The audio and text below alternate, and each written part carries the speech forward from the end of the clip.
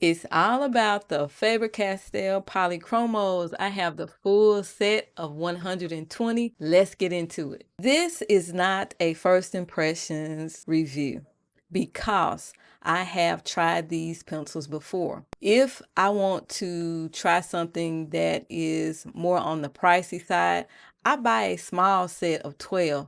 So that's what I did with the Polychromos. I bought a small set of 12. I played around with those a little bit, not much.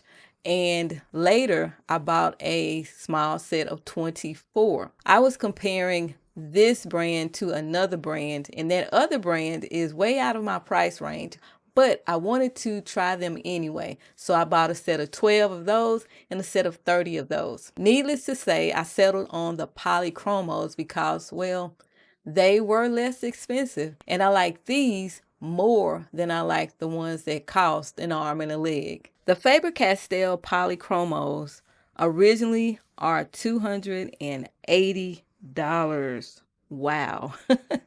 Now, I didn't pay $280 for these pencils.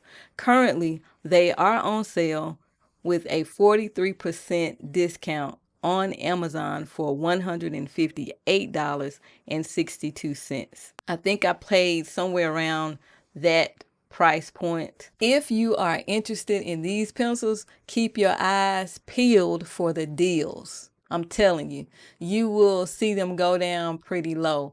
So keep your eyes peeled because you don't want to pay too much. You want to get the best deal that you can. Now, let's talk about these pencils. First of all, they come in the metal tin. You already know that. I have 120 pencils in here, and this is how they come. There are 3 trays of pencils in here. What I like about the tray itself is that we have these little hooks or loops on the side that we can use to remove the pencils out of the case without having to worry about dropping the pencils or them dropping on the floor. This is more stable. This is easy to do. Another thing you need to know about this tray is that it has a nice soft cushion underneath, and you probably can hear how that sounds, right? And it sounds like it could be probably some type of, it's not styrofoam. It might be styrofoam, but it's not rough. It's very smooth, just like some type of a suede cushiony pad or something. You don't have to worry about digging on the sides and trying to be careful so that you don't drop the pencils out of the tray. That's one thing I like about this.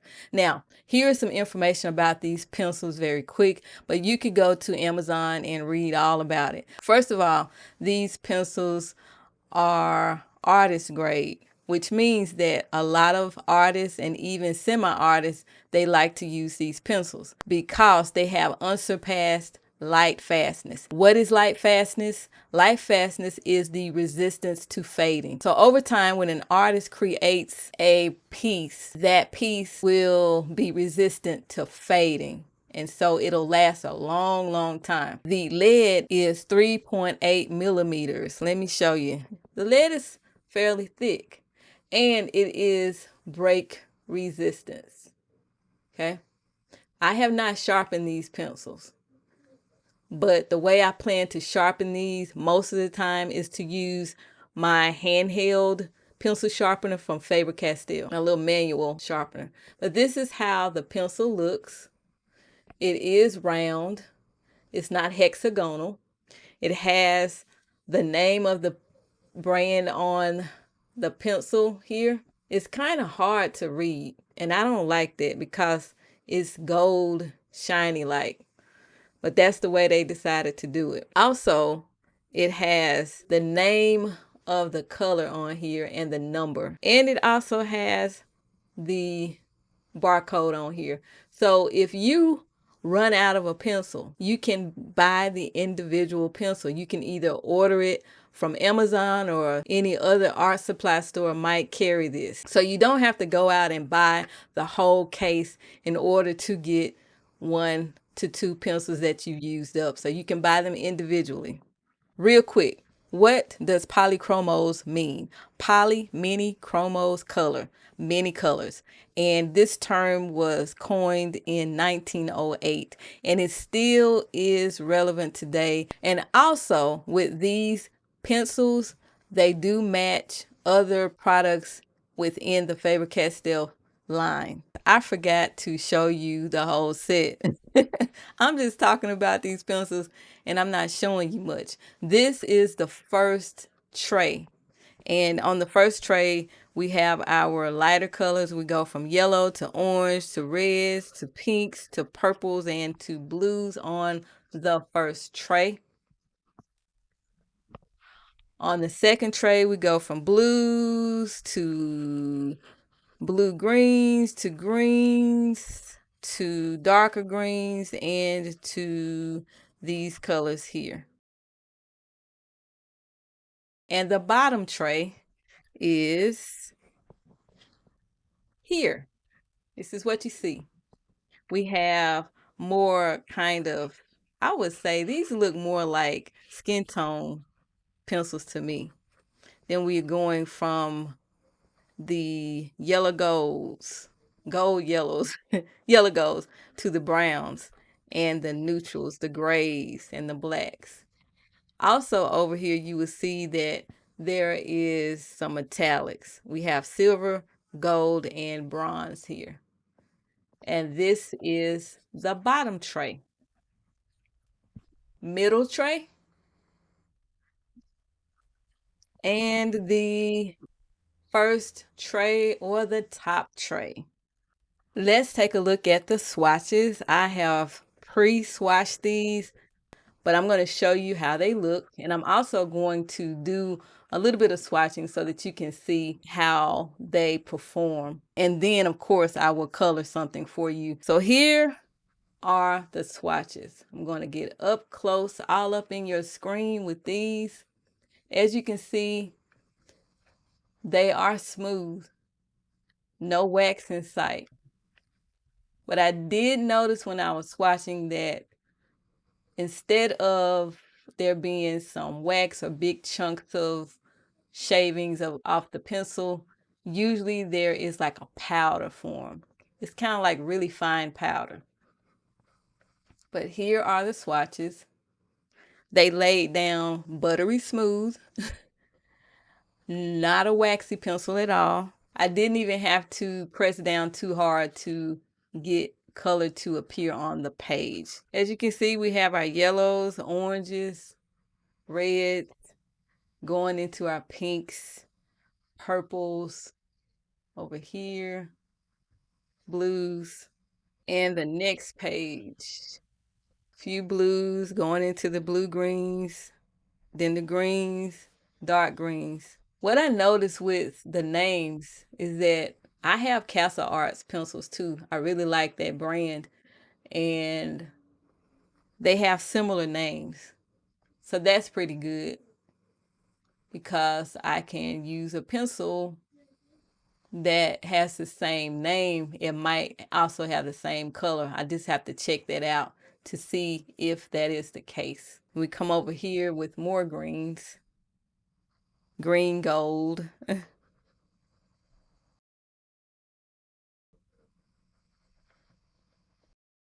And we have some here.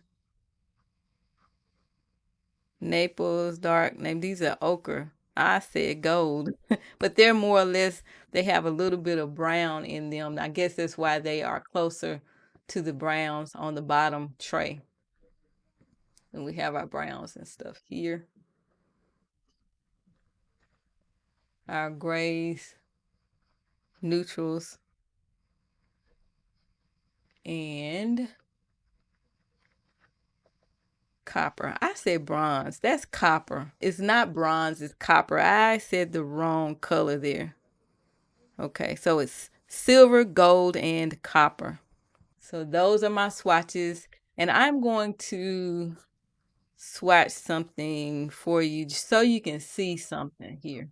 I'm going to use the color magenta. Now I'm going to use a lot of pressure here. Now I want you to see something. I'm using heavy pressure, and I'm doing this on purpose so that, ooh. So I'm using heavy pressure, and I'm doing it on purpose because I want you to see that there is no wax bloom.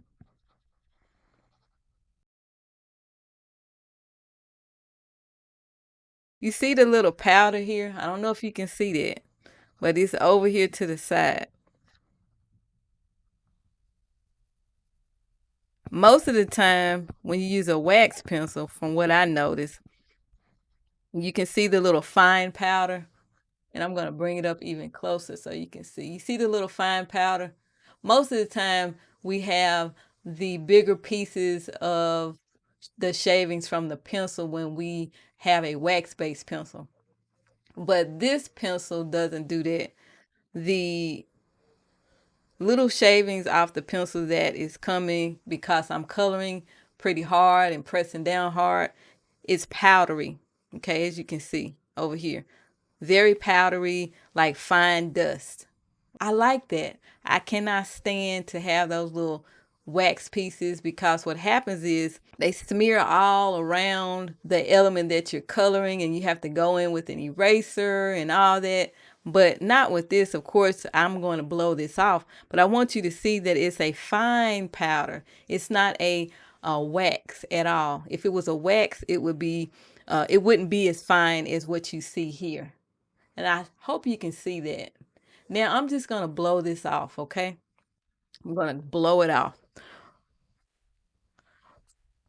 And it's gone. That is what I want you to see, is that when you press down and you go heavy, you will get some powder, but it's a light, fine powder, not the bigger shavings that you see when you're using a wax-based pencil. And you know what? I like this. I like it. See that I colored and pressed down pretty hard. The lead is still good, and I have not sharpened these pencils. I just want you to see that. I was giving it some full-on pressure. Because these pencils are oil-based, the lead will last longer. If I was swatching and pressing down like that with a wax-based pencil, this lead would be much lower than what it is now.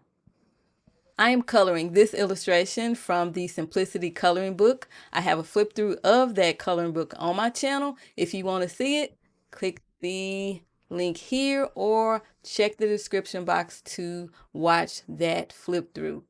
Now, let's have some fun with these polychromos. I have my green color pencils for the grass, and I have my pencil sharpener, the Faber-Castell pencil sharpener for sharpening my pencils.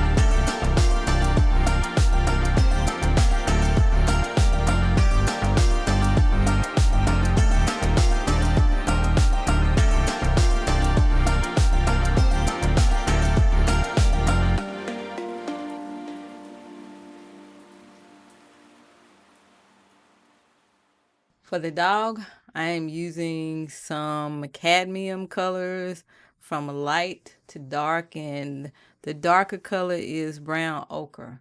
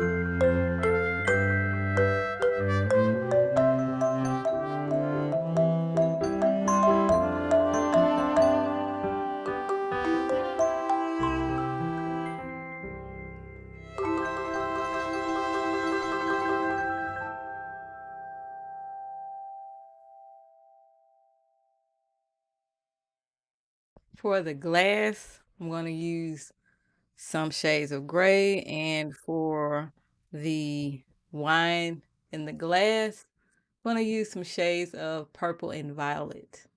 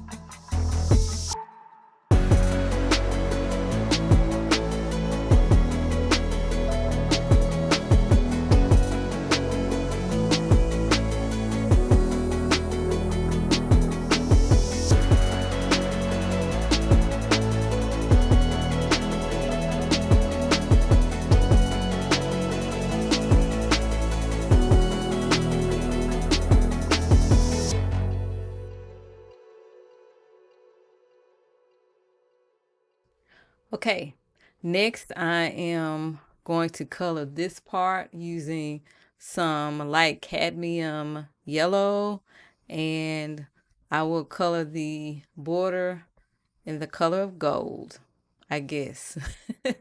All right.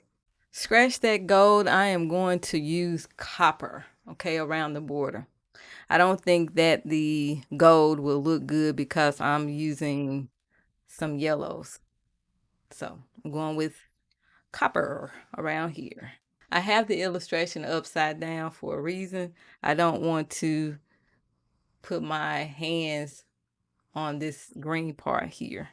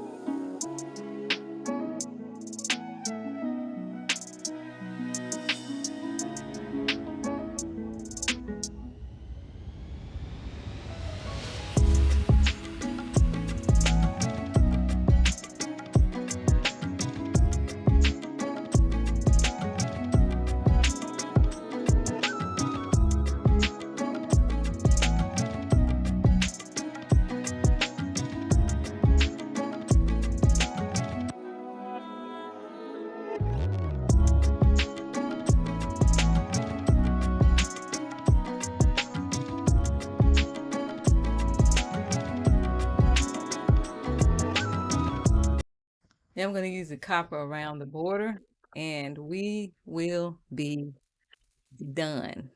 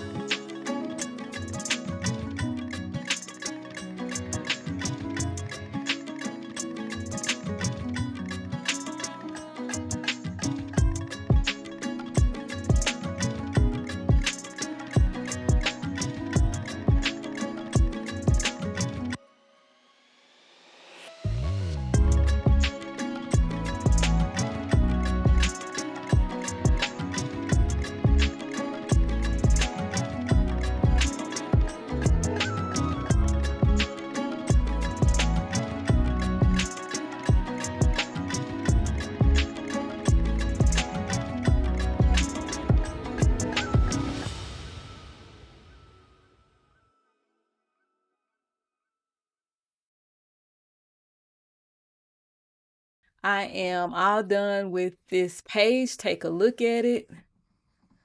I'm getting better with blending with the sky.